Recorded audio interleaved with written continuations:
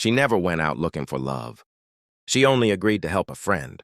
Alice walked into that cafe believing she was meeting a poor, quiet man on a simple blind date. No makeup, no expectations, and just kindness. But what she didn't know, the man sitting across from her, wearing a casual jacket and shy smile, was hiding a life-changing truth. He had empires. He had wealth. He had everything, except someone who could love him without it. This is not just a love story. It's a journey of honesty, hidden identity, and the silent test of a pure heart. She fell for the man, not the money. And he found the one soul who saw him before his fortune. Stay to the end, because the greatest lesson isn't about riches. It's about the kind of love that money can never buy. Alice Parker was a gentle, hard-working woman who spent most of her days covered in flour and the sweet smell of freshly baked bread. She worked in a small bakery, serving warm pastries and soft smiles to strangers, never once imagining romance for herself. She didn't chase love the way others did. She believed love was something that should find you quietly, without force or drama. Her evenings were never about dates or parties. They belonged to her widowed father, whom she cared for with tender devotion. She cooked his dinners, listened to his stories, and filled their silent home with warmth. One evening, as the sun dipped below the rooftops, her best friend Emma arrived, breathless and desperate. Emma's voice trembled with urgency. "Please, Alice, I can't go on this blind date. Just go in my place. Pretend to be me, please." Alice froze, shocked by the request. Pretending to be someone else felt like betrayal. She had never lied to anyone in her life. She believed in honesty, in pure intentions. The very thought of deception pricked her conscience like a thorn. "I don't like pretending, Emma," Alice whispered softly, her brows knitting together with worry. "What if he finds out? What if he thinks I'm playing with his feelings?" But Emma insisted, pressing her hands together like a plea for mercy. She said the man was simple, shy, someone who probably worked in an office and had no bold expectations.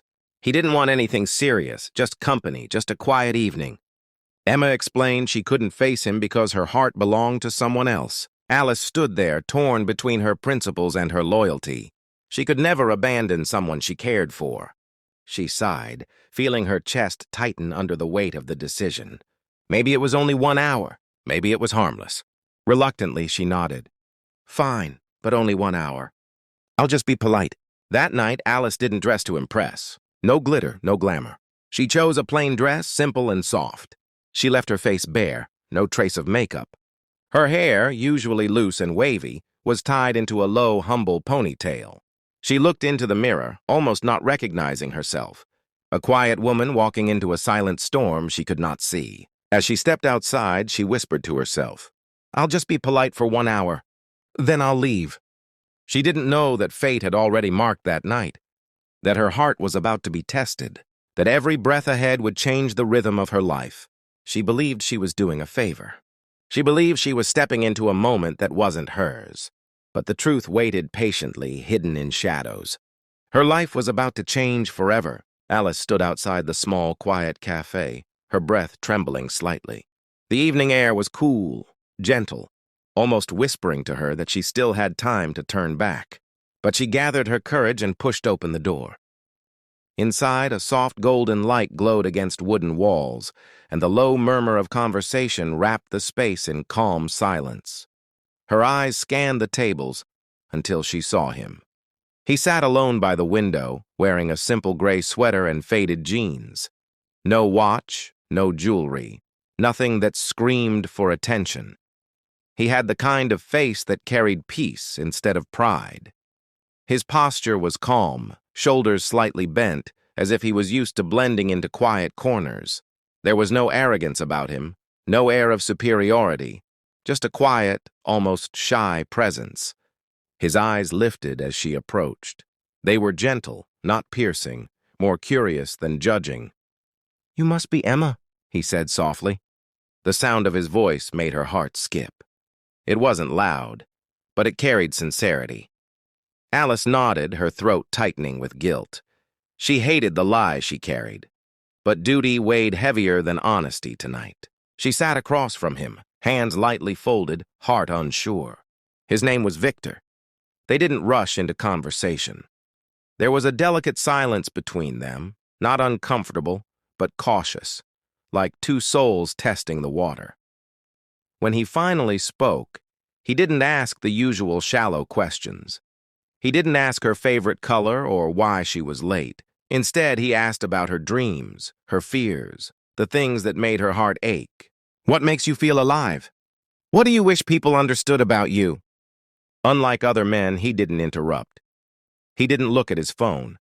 He listened, truly listened. His eyes remained on her, noticing every nervous movement, how her fingers curled around her cup, how she avoided eye contact when she laughed softly. And each time she paused, he waited patiently, as if every word she spoke was worth gold. She found herself opening up more than she intended.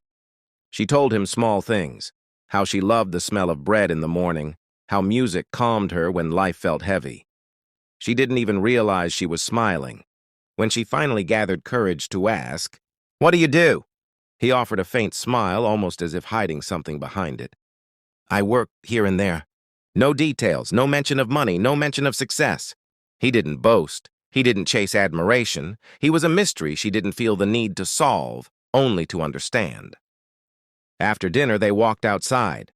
The night was calm, streetlights painting quiet shadows. They stopped by a small food truck on the corner where he bought 2 cheap hot chocolates. No fancy dessert, no luxurious treat, just 2 steaming paper cups offered with a simple smile. Alice wrapped her hands around the cup, surprised by the warmth it brought, not just to her fingers but to her heart. She watched him hand a few coins to the vendor and thank him gently. She thought silently, "He's so humble. Maybe he's poor, but he's kind." For the first time in her life, she didn't care about money, clothes, or status. She cared about the way he made silence feel safe. She didn't know it then, but she had just met the man who would rewrite every page of her heart. The days that followed were unexpected for Alice. She thought their first meeting would be the last, a favor completed, a lie tucked away. But Victor reached out gently, asking to see her again. There was no pressure in his message, only quiet sincerity. And even though she still wore the false name Emma, she couldn't deny the strange pull she felt toward him. They did not meet in elegant restaurants or fancy lounges. They met in places most people overlooked. Parks where children laughed freely, diners where old couples held wrinkled hands, sidewalks glowing under street lamps. With every encounter, Alice expected him to reveal something flashy, something that hinted at pride or ego. But he never did. He never wore expensive watches. He never boasted about success. Instead, he carried the kind of wealth that couldn't be seen but could be felt, in his kindness. She saw it in quiet moments.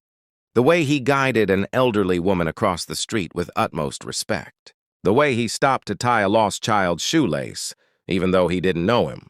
The way he offered half of his fries to a homeless man sitting on the curb and spoke to him like an equal. Alice watched, silently moved. "This man is rare," her heart whispered. She had seen men with polished shoes and polished words, yet their eyes were cold. But Victor, in his simple sweater and gentle tone, carried something deeper. A soul. They talked about little things. Fairs they had visited, childhood fears, favorite smells. Yet beneath these soft conversations, there was something unspoken, a tension she couldn't name. She could sense that he carried secrets, hidden behind the stillness of his eyes. One evening, as the sky turned orange with the setting sun, they sat on a wooden bench in a quiet park. The breeze brushed past leaves, and children's laughter echoed faintly. Victor turned to her, his voice lower than usual. "If you ever fell in love," he asked softly, "would money matter?" The question struck her like a quiet lightning bolt. She looked at him, surprised, searching his expression. But his eyes were unreadable, almost guarded. Alice shook her head slowly, her voice gentle but firm. "No, I'd choose a kind heart over a rich pocket any day." Her words floated in the air like a vow, a confession she didn't realize she was making. She wasn't performing. She wasn't impressing. She was revealing her truth. Victor looked down as though her answer had touched a hidden wound or a forgotten memory.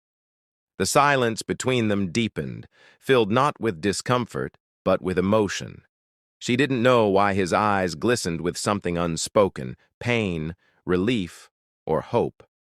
In that moment, she thought he was simply moved. But in reality, her words had shaken the very secret he was protecting. A month had passed like a gentle dream. What was supposed to be just 1 hour of pretending had turned into countless evenings. Laughter under streetlights, quiet confessions over warm coffee, and moments where silence spoke louder than words. But with each passing day, Alice's guilt grew heavier. The lie, her name, her identity, lingered like a shadow between them. She smiled, but her heart trembled. She laughed, but her conscience ached. She couldn't carry it any longer. One evening, as the sky dimmed and the world softened into twilight, she found the courage. They stood in a quiet corner of the park, where trees swayed like gentle witnesses. Her hands shook, but her soul begged for truth. "Victor," she whispered, her voice barely steady. "My name isn't Emma." He turned to her slowly, his eyes narrowing slightly, waiting. She inhaled shakily. "I came in her place. I lied to you. I'm sorry. You deserve honesty." The words tumbled out raw and trembling. For a heartbeat, silence fell. A terrifying silence. Alice braced herself for anger, hurt, rejection. Her chest tightened, expecting him to turn away. Victor stared at her, eyes unreadable. A storm lived in them, confusion, emotion, something deeper she couldn't name. But before tears could escape her eyes, he softly smiled. "I know." Alice froze, breath caught in disbelief. "You knew?" He nodded gently, as though it were the simplest truth in the world. "From the first night." Her heart thudded, confusion flooding her. "Why didn't you say anything?" His voice lowered, thick with feeling. "Because I didn't want the person you were pretending to be. I wanted to see you, the woman behind the name, the heart behind the lie." Her eyes filled, emotions crashing silently within her. He hadn't judged her. He had watched her, chosen to understand her rather than expose her. That night he asked her to walk with him, through unfamiliar streets, past the diners, past the bus stops, into a quieter part of the town she had never seen. She thought perhaps he needed space, perhaps he was silently letting her go. But then they stopped before a towering gate, heavy, iron, guarded by stone pillars. It began to open on its own, as if expecting him. Alice frowned, stunned. On the other side was not a house. It was a world. A vast, modern mansion rose ahead, bathed in golden light. Wide glass windows, flowing gardens, statues, shimmering water features. Lanterns glowed along stone pathways, welcoming like silent nobility. Alice's breath caught in her throat. "Whose house is this?" she asked, voice barely a whisper. He turned to her, eyes soft yet steady. "Mine." In that moment, the world she believed she knew shattered. The humble man with cheap hot chocolate was never poor. And the greatest truth of all had only just begun to unfold. The air around them felt different, thicker, heavier, humming with truths too powerful to be contained in silence. Alice stood at the edge of disbelief, her heart pounding as Victor led her through the grand foyer of the mansion. Marble floors, towering ceilings, chandeliers dripping with crystal light, yet none of it felt as shocking as the truth he was about to speak. They stopped in the center of a vast hall, no servants, no noise, only them. Victor took a slow breath, as though releasing years of hidden weight. "Alice," he began, his voice steady but trembling at its edges. "I'm not who you think I am." She looked at him, eyes wide, soul bracing. "I'm not poor, I never was." His words echoed softly against marble. He revealed his truth, not with pride, but with pain. He was a millionaire, a businessman, owner of properties, hotels, companies scattered across cities she had never even visited. A man many would chase, not for love, but for wealth. His gaze fell briefly, as if ashamed of the very fortune others would envy. "All my life," he whispered, "women didn't see me. They saw what I owned." He swallowed, voice breaking. "I needed to know. If someone could love me without gold, I tested hearts, most failed." Alice felt tears gather, not out of shock, but out of sorrow for the lonely truth behind his riches. The man who had everything had trusted nothing. He lifted his eyes, and in them lived something vulnerable. Hope. "You," he said softly, "are the only one who stayed, even when you thought I had nothing." He took a step toward her. The silence between them was not empty. It was full, overflowing with every unsaid emotion. "You passed." Alice stood frozen, overwhelmed. Tears stung her eyes before she could hide them. Her voice trembled like a fragile confession. "I loved you when I thought you had nothing." Those words shattered whatever defenses he had left. He breathed out shakily, as if finally free. He stepped closer, his voice raw, carrying a promise carved from his deepest truth. "That's why," he whispered. "I want to give you everything. Not money, not mansions, not diamonds, but a forever where love was real." And in that moment, between truth and tears, two hearts stood closer than they had ever dared to dream. Victor could have proposed in a palace beneath glittering chandeliers surrounded by gold. He owned enough luxury to blind the world. But when it came to love, he chose simplicity. He chose sincerity. He brought her back to the very cafe where they first met. The same humble wooden table, the same corner by the window, no orchestra, no roses, no diamond rings flashing under lights, only two steaming hot chocolates, just like that first evening, soft warmth rising in the silence between them. Alice looked around, unsure why they had returned there. But when she turned back, Victor was no longer seated. He was standing, nervous, vulnerable, not as a millionaire, but as a man. His voice trembled as he spoke. "Alice, not Emma." He paused, eyes glistening with unspoken emotion. "Will you let me love you not as a millionaire, but simply as a man?" Tears broke silently down her cheeks. She covered her lips not out of surprise, but out of overwhelming truth. This was the moment she had never dared to dream of. A love not dressed in gold, but wrapped in honesty. Her voice was soft, trembling with purity. "Yes, because I loved you and before I ever knew your world." There was no applause, no flashing cameras, no witness except love itself. And yet, it was the grandest proposal of all, because it was real. Their wedding was quiet. No ballrooms, no luxury gowns, no headlines. Just a small garden, morning sunlight, and two souls holding hands. She wore a simple dress. He wore a simple suit. They exchanged vows with nothing but promises in their eyes. No rings of diamonds, only rings of devotion. They didn't marry wealth to wealth, they married truth to truth. It wasn't a union of fortune, it was a union of hearts. And so their story whispered a lesson to the world. Heartwarming lesson. In a society obsessed with status, appearance, and wealth, where many chase wallets more than souls, their love stood as a quiet rebellion. Judge no one by their clothes. Judge no one by their pocket. Judge them by their kindness. Because sometimes the richest souls wear the simplest clothes, and the purest love needs no diamonds, only honesty, humility, and heart.